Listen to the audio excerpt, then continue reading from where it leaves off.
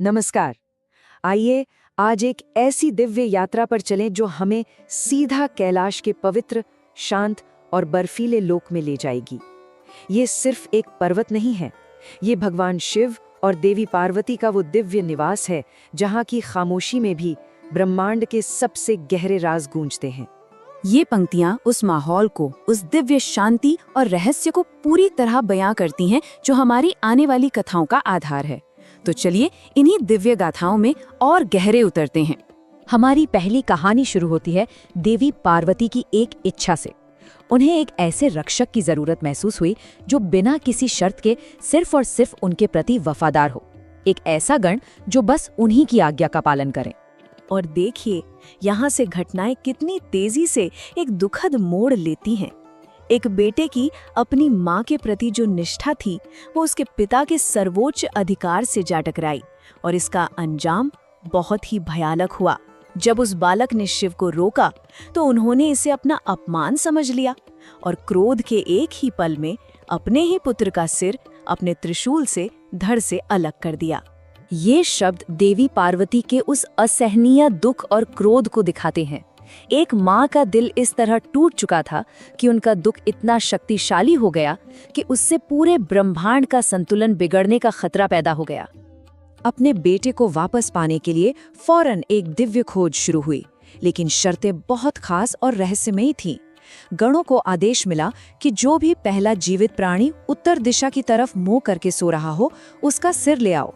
पर एक और शर्त थी, उसकी माँ उससे मुंह फेर कर सो रही हो, जो कि माँ के प्यार के कुदरती नियम के खिलाफ एक बहुत ही दुर्लभ नजारा था। और यहीं पर गणेश का वो महान परिवर्तन हुआ। वो अब सिर्फ पार्वती के पुत्र नहीं रहे, बल्कि वो तो पूरे ब्रह्मांड में पूजे जाने वाले देवता विघ्नहर्ता बन गए। उस हाथी का सिर उनके धड़ से जोड़ा गया और उन्हें एक नया जीवन मिला, एक नया मकसद मिला। फिर तो सभी देवताओं ने उन्हें आशीर्वाद दिए, जिससे देव सभा में उनकी नई और सबसे ऊंची जगह पक्की हो गई।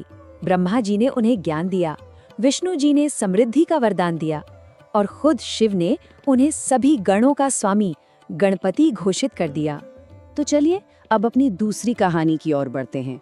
ये कहानी है अहंकार और विनम्रता के बीच की लड़ाई की। ये कहानी क्रौंच नाम की एक बहुत ही प्रतिभाशाली गंधर्व यानी एक दिव्य संगीतकार की है, जिसकी अद्भुत प्रतिभा ही उसके पतन की वजह बन गई। इस कहानी का जो मूल विषय है वो है अहंकार की विनाशकारी ताकत। क्रौंच को अपने संगीत पर इतना घमंड हो गया कि वो खुद को सबसे बड़ा और सबसे अच्छा समझने लगा था। यहाँ हम उस गंधर्व की पूरी यात्रा देखते हैं, कैसे वो एक दिव्य प्राणी से एक विनाशकारी जानवर बना और आखिर में झुके हुए अहंकार का प्रतीक बन गया। ऋषि के शाप ने उसे एक ऐसे रूप में बदल दिया था जो उसके अंदर के अहंकार की तरह ही विशाल और विनाशकारी था। ये कहानी का सबसे अहम मोड़ है। जब वो विशाल मूषक कैलाश पर तबाही मचा रहा था, तब गणेश ने ताकत की जगह अपनी बुद्धि का इस्तेमाल किया। उन्होंने बड़े ही शांत भाव से उसका सामना किया। गणेश जी ने उस विशाल मूषक को अपना वाहन बना लिया और ऐसा करके उन्होंने उसके अहंकार को पूरी तरह कुचल दिया। जब गणेश जी उस पर बैठे तो मूषक उनके भार से दबने लगा, मतलब उसका घमंड ही उसका बोझ बन गया था। इस तरह एक भयानक श्राप विनम्रता के एक शक्तिशाली आशीर्वाद में बदल गया। अब हम अपनी तीसरी कथा की ओर आते हैं। एक ऐसी कहानी जो उस समय की जरूरत थी, जब तारकासुर नाम के एक अजेय राक्षस का वध करना जरूरी हो गया था। इस कहानी में तनाव इस बात से बनता है कि कैसे एक के बाद एक ब्रह्मांड की शक्तियां उस दिव्य योद्धा के जन्म को नामुमकिन बना रही थीं। तारकासुर को ये वरदान मिला था कि उसकी मौत सिर्फ शिव के पुत्र के हाथों ही होगी और इसीलिए सृष्टि का संतुलन बनाए रखने के लिए उनका जन्म होना ही था। इस पूरे ब्रह्मांडीय पहेली को सुलझाने का राज एक अंक में छिपा था और वो अंक था 6।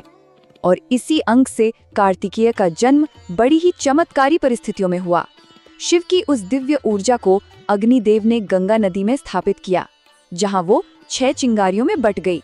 इन चिंगारियों का पालन पोषण 6 कृतिकाओं ने किया और इसीलिए कार्तिकेय को 6 सिरों वाला षणमुख भी कहा जाता है।